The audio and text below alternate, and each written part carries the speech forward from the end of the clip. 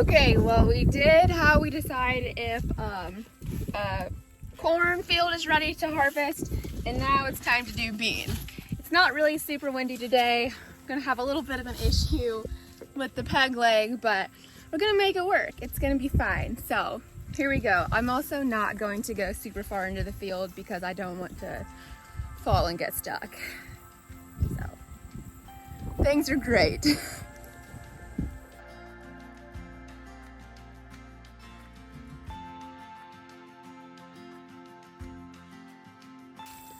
So right off the bat, we can see there's still some green down at the bottoms, which is fine.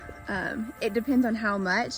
It can make it a little bit more difficult to run the combine through it, but this amount should be okay. This field also has some replant. You can kind of see where it's darker through there. We had some replant planted in. This area there's not, and this is the part that I'm really gonna check. Get in there with my peg leg. More difficult than it seems. Okay, I think we're good. All right, those are just getting squashed. So, first things first, we want them to be dry. And the best way to tell that is to check the pods. So, grab a few off the tops.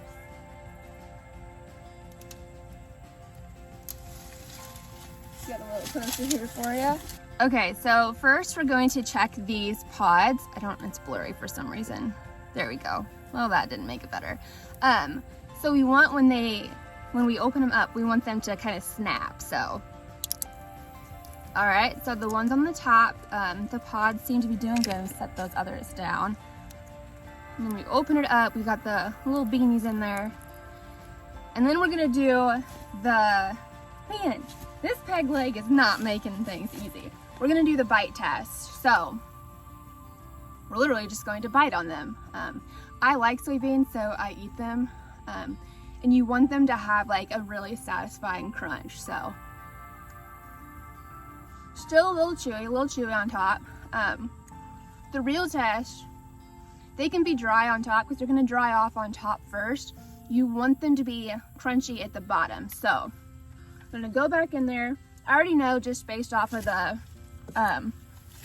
these ones at the top that they're not quite ready to go. We had a heavy dew last night and it's still before noon. So try the other pod from the top. Still chewy.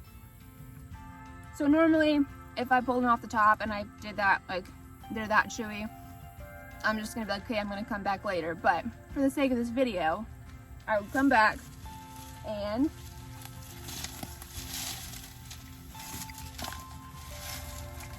you're gonna pull from the very bottom. Ooh, that's where the moisture is really gonna stick around, very close to the ground. It's just not going to dry out quite as quickly. So, oh shoot, we're good. We're good. All right. Well, this is a train wreck. So I already know these are gonna be too chewy. There's not even really the satisfying snap of when you open the pod up. Definitely chewy. Too chewy. You want them to crunch like you're biting down on something hard, not a gummy worm, if that makes sense. Oh no. Yeah, definitely not ready. But we'll probably come back in an hour or two after everyone's gotten lunch. My he's shelling corn down the road. It's supposed to rain most of the week, so we were hoping to get like at least a decent, one of the bigger fields of beans we have left out before that rain. So hopefully come back in an hour and a half or so and things will be dry. Fingers crossed. Okay, grab some more off the bottom. It's a bit of a sprayer track right there. We'll go ahead and pull this while we're here. Okay, grab a few pods off the bottom here.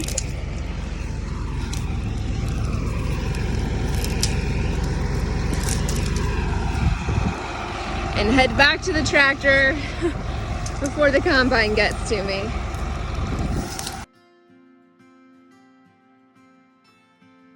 So I grabbed those beans out there, and then I got a couple of riders. So really quick now, while my dad is doing that little section over there, we'll go ahead. So these are from the bottoms of the plants. Obviously the beans are good, we're already running, but you're gonna hear this. I'll do it like right next to the microphone so you can maybe hear it. Like that nice, oh, they're already coming out. That nice snap. Like they weren't quite that snappy this morning. So just getting some of these beans out, trying not to make a mess. I already have some beans all over the floor. So like I said, we do the bite test with beans. I don't want to do it with corn because I don't like the taste of corn, field corn anyway. So we got our beans. Can you hear that crunch? I'll do it again. Please ignore my dead tooth. Still haven't gotten that fixed. I'm hoping to get in tomorrow. Like that nice crunch. That means that those are good to go. Grab a couple more. So these are testing just by like the sound of that. Like you can tell that those are dry enough to run. But Jeff ran them through the moisture tester, and they're running between like 12.8 and 13.5, which is perfect.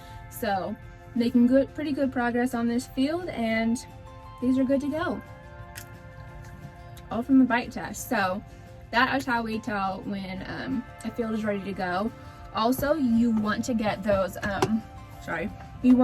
bean fields done before, if they get too dry, like if you leave soybeans out in the field too long, those pods will, like, they get pretty fragile, like the longer you leave them out there, and those are just going to like pop open on their own. That's called shatter, and you're just gonna have beans all over the field. Like that's a huge loss of yield, especially like the longer you leave them out there, the more yield you're losing. So that's why my dad has always said, like, when beans are ready, you cut beans. Like corn, you can leave out a little bit longer, like as long as there's no like significant disease issues, like, or like they're blown over or something. Beans you get when they're ready, because that's when you're gonna get like the optimum yield.